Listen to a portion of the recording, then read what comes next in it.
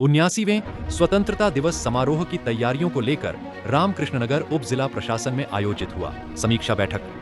देश के 79वें स्वतंत्रता दिवस समारोह को गरिमामय एवं भव्य रूप से मनाने की तैयारियों के तहत श्रीभूमि जिले के रामकृष्णनगर उप जिला प्रशासन के अस्थायी कार्यालय में उप जिला आयुक्त नीलोत्पल पाठक की अध्यक्षता में एक महत्वपूर्ण समीक्षा बैठक आयोजित की गई। बैठक में विभिन्न सरकारी विभागों के अधिकारी, सरकारी एवं निजी शिक्षण संस्थानों के प्रधानाचार्य, शिक्षक शिक्षिकाएं, जनप्रतिनिधि, सामाजिक एवं सांस्कृतिक संगठनों के प्रतिनिधि तथा क्षेत्र के अनेक गणमान्य नागरिक उपस्थित रहे।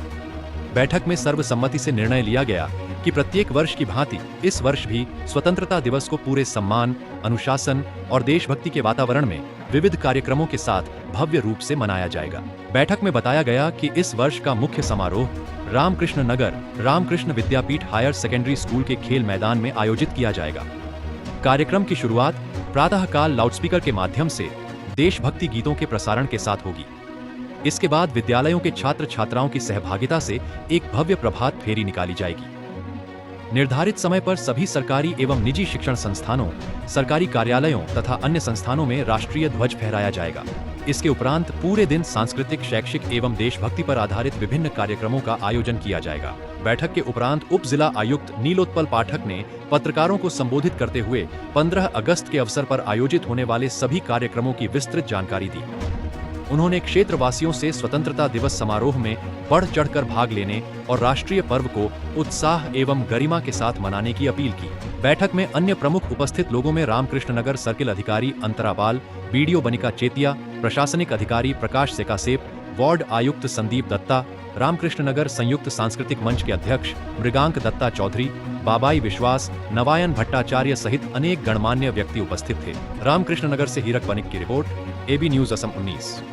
আজকে আমি প্রস্তুতির জন্য আর কি ধরনের ভালো করে এই প্রোগ্রামটা সেলিব্রেট করতে পারে 15th আগস্ট আগামী, সেই জন্য আজকে সবাই এইচওডি ডিপার্টমেন্টের অফিশিয়ালস আর লোকাল সিটিজেনস এর সঙ্গে একটা ভালো করে আলাপ করলো। আর এটা আগের মতো ট্র্যাডিশনাল যেটা প্রোগ্রাম হয় ট্র্যাডিশনালি সেটাই হবে, কিন্তু কিছু কিছু ভালো সাজেশনস আমি নিয়েছি সবাই থেকে, তো সেগুলো আমি ইমপ্লিমেন্ট করব আর সুন্দর করে যাতে সাকসেসফুলি প্রোগ্রামটা কন্ডাক্ট হয় সেটা আমার চেষ্টা।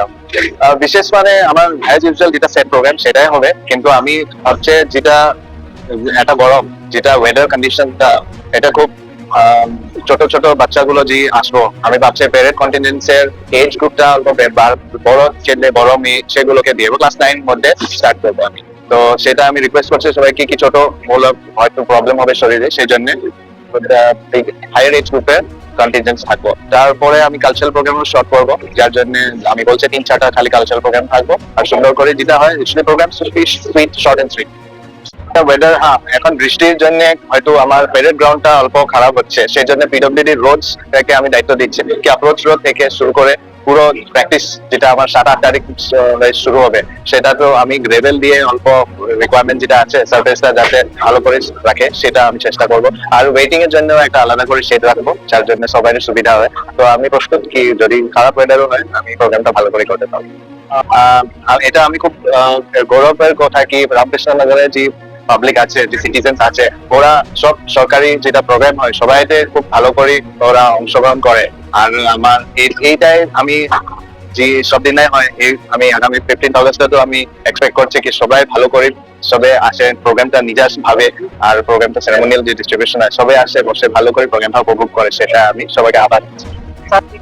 সমজেলা তো হয়তো তৃতীয়বার হবে 15th আগস্ট। এখনো গভর্নমেন্ট থেকে কোনো অর্ডার আছে না, যদি পরে কোনো এমন হয় তো আমি ইনভিটেশন আমি প্রিন্ট করবো, invitation letters to all public representatives, ex VIPs আর সব সিনিয়র সিটিজেন্স থেকে সবাইকে আমি ওয়েলকাম করবো।